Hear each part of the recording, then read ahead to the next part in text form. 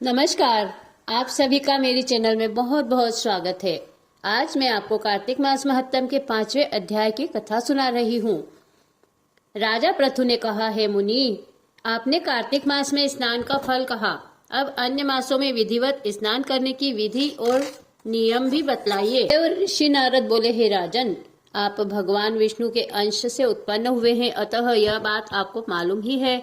फिर भी मैं आपको यथोचित विधान बतलाता हूँ, ध्यान से सुनिए। अश्विन मास में शुक्ल पक्ष की एकादशी से कार्तिक के व्रत करने चाहिए। सुबह ब्रह्म मुहूर्त में उठकर नित्य कर्मों से निवृत्त होकर दातुन करना चाहिए, और जो मनुष्य मुख शुद्धि दातुन नहीं करता है उसके द्वारा मुख से बोले हुए सभी मंत्र निष्फल हो जाते हैं। अतः दांत और जीभ को यत्नपूर्वक शुद्ध करना चाहिए और फिर यह मंत्र पढ़कर वृक्ष से दातुन तोड़नी चाहिए। हे बृहस्पति, तुम हमें आयु, कीर्ति, तेज, प्रजा, पशु, संपत्ति, महाज्ञान, बुद्धि, विद्या प्रदान करो। यह मंत्र पढ़कर दूध वाले वृक्ष पर से 12 अंगुल की दातुन तोड़कर करें।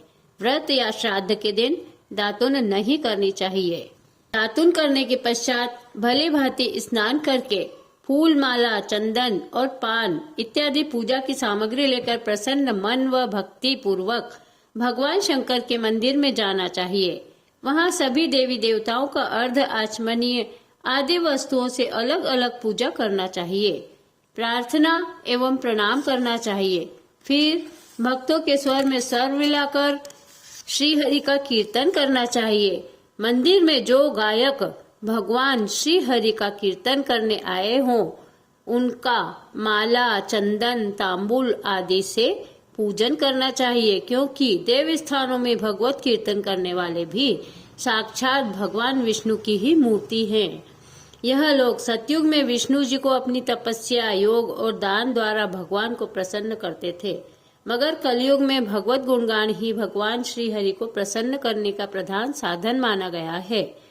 नारद जी ने राजा पृथु से कहा, हे राजन, मैंने एक बार भगवान से पूछा कि हे प्रभु, आप अधिकतर कहाँ रहते हैं?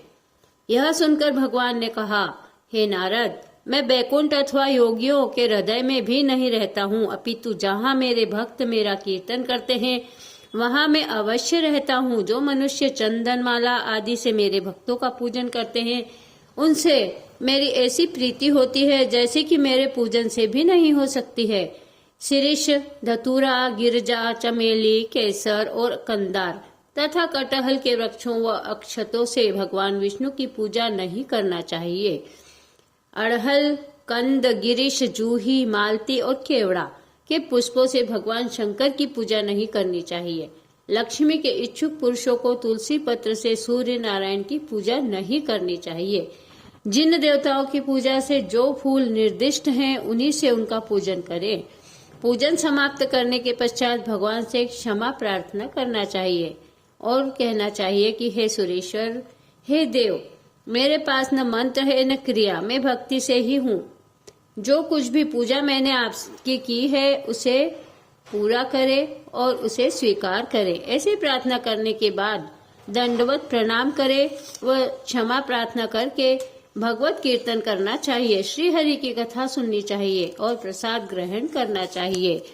इस तरह बताई गई विधि के अनुसार जो मनुष्य कार्तिक व्रत का अनुष्ठान करते हैं, वह संसार के सभी सुखों को भोगते हुए अंत में मुक्ति को प्राप्त होते हैं।